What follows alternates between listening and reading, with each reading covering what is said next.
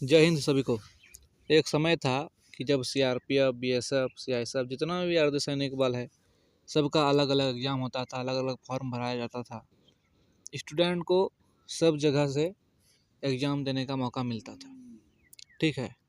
उसके बाद हमारे देश में एसएससी एक संस्था आई, जिसने कहा कि चलिए हम जो है इसका मतलब टेंडर लेते हैं, हमें एग्ज़ाम करवा देंगे। ठीक है। उसके बाद जितना भी फिजिकल मेडिकल होगा वो सब सीएपीएफ का मेंबर देखेंगे उसको। लेकिन एसएससी सिर्फ ऐसा नहीं है जो कि कांस्टेबल या अर्धसैनिक बल जो भी आप बोले इसका ही टेंडर लेती हो। ये बहुत प्रकार का एग्ज़ाम कंडक्ट करवाते हैं, ये आप भी जानते हैं। लेकिन अब ये भी शुद्ध और स्वच्छ नहीं है, ये आप भी जान रहे हैं।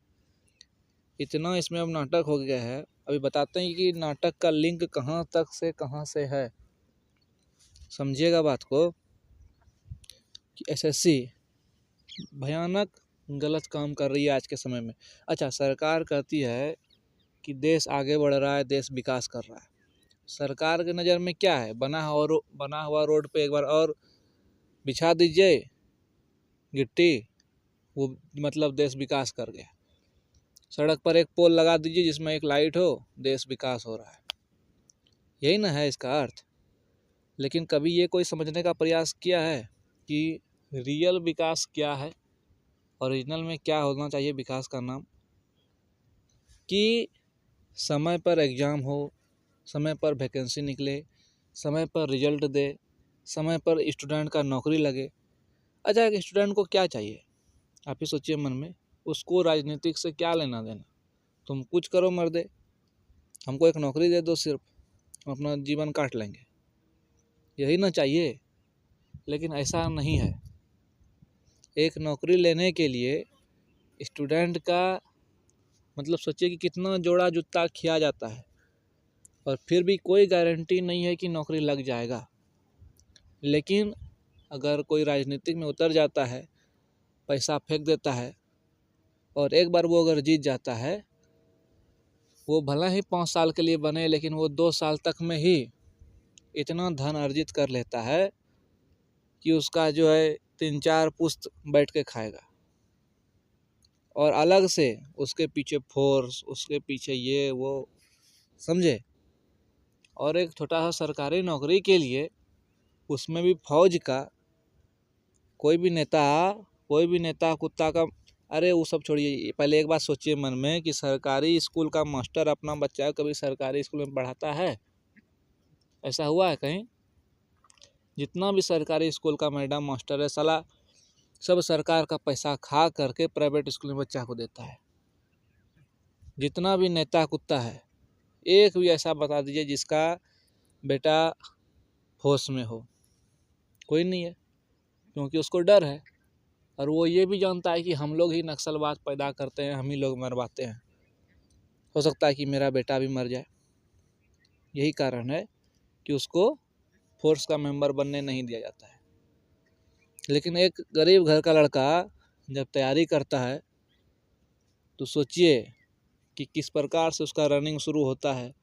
सुबह जगना, अपने शरीर को इस प्रकार से ढाल लेता है कि नहीं, जोश और जज्बा तो बाद की बात है कि हमको सेना में जाना है, ये करना है, वो करना है, वो सब बाद में आपको बताएंगे। सेना में जितना हम लोग सोच के जाते हैं उतना कुछ नहीं है वास्तव में। ये सब हम आपको बाद में बताएंगे। लेकिन पहले ये समझिए कि जोश और जज्बा बाद में है। पहले ये लड़का सोचता है कि माँ बाप का पेट कैसे भरेगा। ये सोचने के लिए ही वो फॉर्म भरता है, ठीक है, और उसके लिए पूरा तैयारी करता है, चाहे एग्ज़ाम का हो या फिजिकल का हो।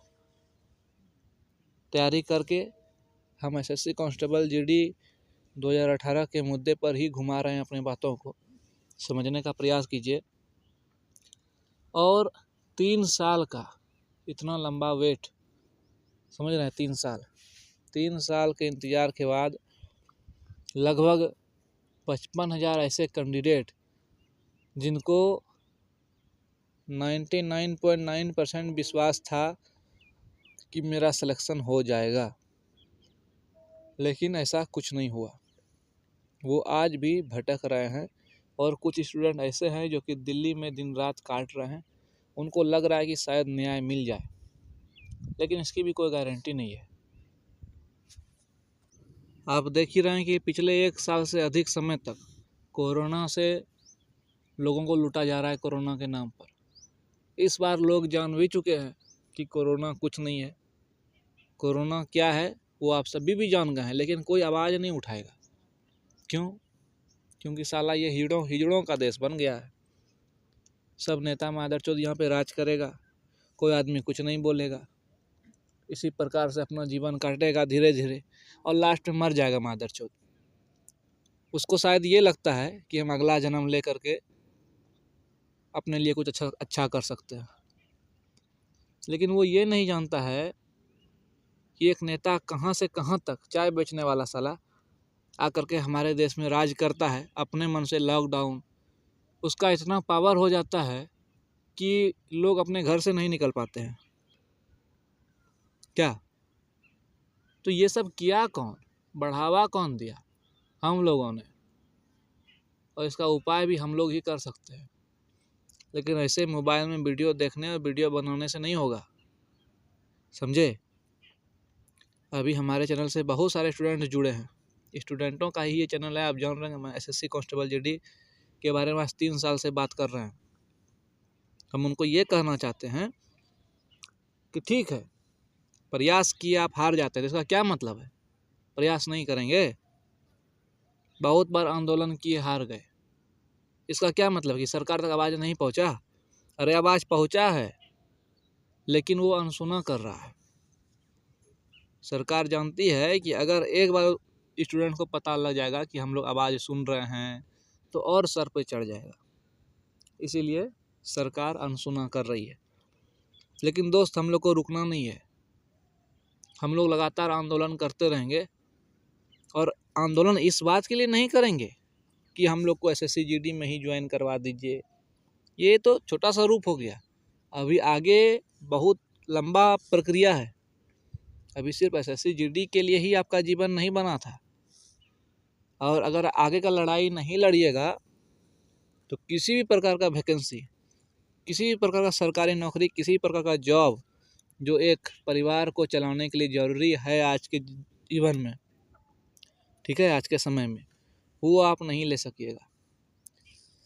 और ज़िंदगी भर बाहर में प्राइवेट नौकरी कीजिएगा 8-10 हज़ार रुपया वाला, और ये महंगाई वाला ज़माना में जीविएगा और कुछ नहीं होगा, जीवन बर्बाद हो जाएगा। इससे अच्छा है कि चलिए हम सब मिल के आवाज़ उठाते हैं। कमेंट में बताइए कि क्या रूप लिया जाए आवाज़ उठाने का, ठीक है?